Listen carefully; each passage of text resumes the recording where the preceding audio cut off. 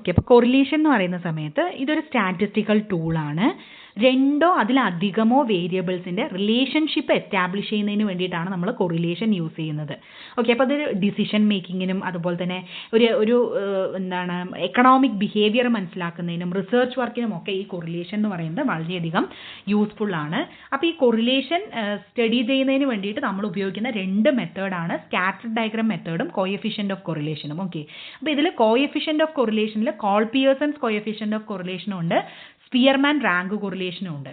അപ്പോൾ അത് കൃത്യമായിട്ട് ഒന്ന് നോക്കി വരണം. ദെൻ സ്കാറ്റർഡ് ഡയഗ്രാം മെത്തേഡിനകത്താണ് നമ്മൾ പെർഫെക്റ്റ് പോസിറ്റീവ് അതുപോലെ തന്നെ നെഗറ്റീവ് എന്താണ്, അതിൻ്റെ വാല്യൂസ് എന്താണ് എന്നുള്ളത് കൃത്യമായിട്ട് അതിൻ്റെ ഇമേജ് സഹിതം നമ്മൾ നോക്കി വരണം. ഓക്കെ, അപ്പം സ്ട്രോങ് പോസിറ്റീവ് കൊറിലേഷൻ സൂചിപ്പിക്കുന്ന ഇമേജ്, സ്ട്രോങ് നെഗറ്റീവ് കൊറിലേഷൻ എന്താണ് എന്നുള്ളതൊക്കെ പല എക്സാമുകളിലും ഫ്രീക്വൻ്റ് ആയിട്ട് ചോദിച്ച് കണ്ടിട്ടുണ്ട്. ഓക്കെ, ദെൻ അതിൻ്റെ വാല്യൂസ് ഇപ്പം -1 ആണെങ്കിൽ പെർഫെക്റ്റ് നെഗറ്റീവ് കൊറിലേഷൻ ആണ്, 0 ആണെങ്കിൽ നോ കൊറിലേഷൻ ആണ്. അപ്പോൾ greater than 0 but less than 1 ആണെങ്കിൽ പോസിറ്റീവ് കൊറിലേഷൻ ആയിട്ടാണ് കാണിക്കുക. Less than 0 but greater than 1 ആണെങ്കിൽ അതിനെ നെഗറ്റീവ് കൊറിലേഷൻ ആയിട്ടാണ് സൂചിപ്പിക്കുന്നുണ്ടാവുക. ഓക്കെ, അപ്പോൾ അതൊന്ന് നോക്കണം. Then calculating Karl Pearson's coefficient of എന്താണ് കൊറിലേഷൻ മെത്തേഡ് നിർബന്ധമായിട്ട് നമ്മൾ നോക്കണം. അപ്പോൾ n sigma xy minus sigma X into sigma Y divided by root of n sigma X square minus sigma X whole square into n sigma Y square minus sigma Y whole square ആണ് നമ്മൾ ഇത് use ചെയ്യുന്നത് കോൾ-പിയേഴ്സൺസിൻ്റെ coefficient of correlation കാണാൻ ഉപയോഗിക്കുന്ന method. Then അടുത്തത് regression analysis ആണ്. Regression analysis എന്ന് പറയുമ്പോൾ നമുക്കറിയാം ഒരു അൺനോൺ വാല്യൂവിനെ പ്രെഡിക്റ്റ് ചെയ്യാൻ വേണ്ടി ഉപയോഗിക്കുന്ന ഒന്നാണ് റിഗ്രഷൻ അനാലിസിസ്. ഓക്കെ, അതായത് നമുക്ക് നോൺ ആയിട്ടുള്ള ഒരു വാല്യൂവിൽ നിന്നും അൺനോൺ ആയിട്ടുള്ള ഒരു വാല്യൂവിനെ കണ്ടുപിടിക്കുന്നതിന് വേണ്ടി നമ്മൾ ഉപയോഗിക്കുന്നതാണ് റിഗ്രഷൻ അനാലിസിസ് എന്തുകൊണ്ട് അർത്ഥമാക്കുന്നത്. ഓക്കെ, അപ്പം എന്താണ് രണ്ട് ടൈപ്സ് ഓഫ് വേരിയബിൾസ് ഇവിടെ ഉണ്ട്. ഒന്ന് റിഗ്രസ്ഡ് ഉണ്ട്, ഒരു റിഗ്രസറും ഉണ്ട്. ഓക്കെ, അപ്പോൾ റിഗ്രസ്ഡ് എന്ന് വെച്ച് കഴിഞ്ഞാൽ ഡിപ്പെൻഡൻറ്റ് വേരിയബിൾ ആണ്, റിഗ്രസർ എന്ന് വെച്ച് കഴിഞ്ഞാൽ ഇൻഡിപെൻഡൻറ്റ് വേരിയബിൾ ആണ്. ദെൻ അതിൻ്റെ ഒരു ഇക്വേഷൻ വരുന്നുണ്ട്. ഓക്കെ, റിഗ്രഷൻ അനാലിസിസിൻ്റെ ഇക്വേഷൻ നമ്മൾ കൃത്യമായിട്ട് നോട്ട് ചെയ്ത് വെക്കേണ്ട ഒന്നാണ്. റിഗ്രഷൻ അനാലിസിസിൻ്റെ ഇക്വേഷൻ നമ്മൾ കൃത്യമായിട്ടൊന്ന് നോട്ട് ചെയ്ത് വെക്കണം. അത് പല എക്സാമിനും ചോദിച്ചിട്ടുണ്ട്. ചിലപ്പോൾ നമുക്ക് വാല്യൂസ് തരും, അവർ വാല്യൂസ് തന്നതിന് ശേഷം റിഗ്രഷൻ അനാലിസിസ് എന്താണ് എന്നുള്ളത് മറ്റേ നോട്ട് ചെയ്ത് വെക്കാനും പറയും. ഇപ്പം ഒരു വാല്യൂ ആണ് തരുന്നത്. അപ്പം നോക്കിക്കോളൂ, എക്സ് ഡിപ്പെൻഡ്സ് ഓൺ വൈ ആണെങ്കിൽ നമ്മൾ യൂസ് ചെയ്യേണ്ടത് X minus X bar equal to B X Y into Y minus Y bar ആയിരിക്കും. ഓക്കെ, അപ്പോൾ അതിൻ്റെ ഇക്വേഷൻ ഇത് പറഞ്ഞു പോകുന്നതിന് ബുദ്ധിമുട്ടാണ്. നിങ്ങളത് കൃത്യമായിട്ട് നമ്മൾ ഇനി വരുന്ന വീഡിയോസിൽ അപ്ലോഡ് ചെയ്യുന്നത് കൃത്യമായിട്ട് ഫോളോ ചെയ്യുക.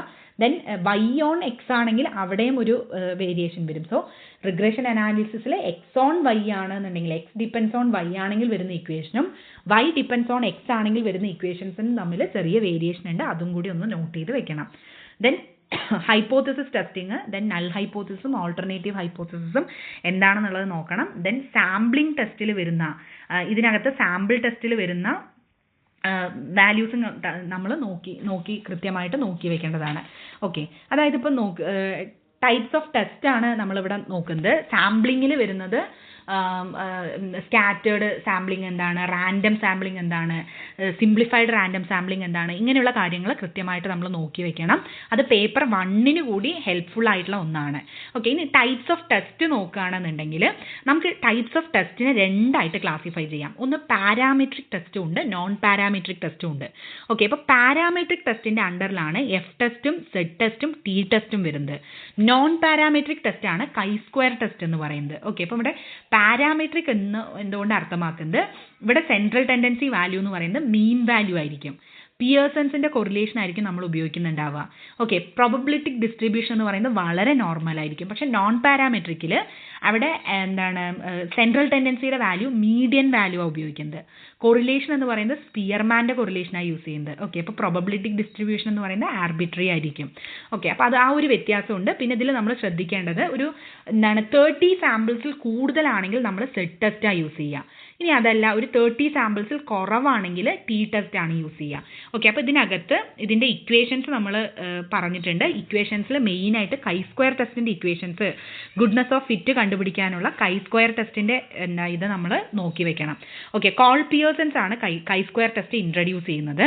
ഇതിനകത്ത് നമുക്ക് സിമ്പിളായിട്ട് യൂസ് ചെയ്യാൻ പറ്റുന്ന ഒരു ഫോർമുല എന്ന് പറയുന്നത് sigma observed value minus expected value whole square divided by expected value ആണ്. ഓക്കെ, അപ്പോൾ ഇത് നിങ്ങൾ നോക്കി വെക്കണം. ഇവിടെ probability value P less than or equal to 0.05 ആണ് വരുന്നതെങ്കിൽ അവിടെ നമ്മൾ ഹൈപ്പോത്തിസിസ് റിജക്റ്റ് ചെയ്യും.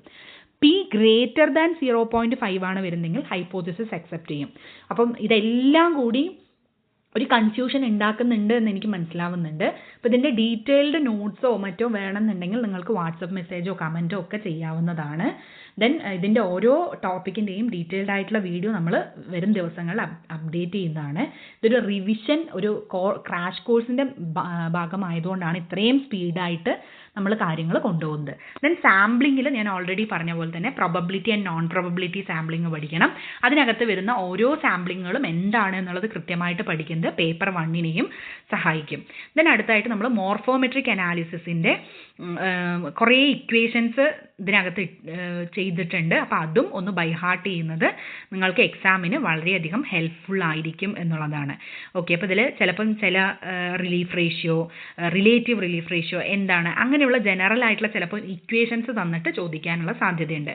അപ്പോൾ ചുരുക്കത്തിൽ ജോഗ്രഫിക്കൽ ടെക്നിക് എന്ന് പറയുന്നത് ഒരു മെമ്മറി ബേസ്ഡ് ആയിട്ടുള്ള കോൺസെപ്റ്റ് അല്ല, it is logic based. So geography and net rewards logic ആണ്. നിങ്ങൾക്ക് ലോജിക് ഉണ്ടെങ്കിലാണ് നമുക്ക് എന്ത് ചെയ്യാൻ കഴിയുക, ഈ ഒരു മൊഡ്യൂളിൽ മാർക്ക് സ്കോർ ചെയ്യാൻ വേണ്ടി കഴിയുക എന്നുള്ളതാണ്.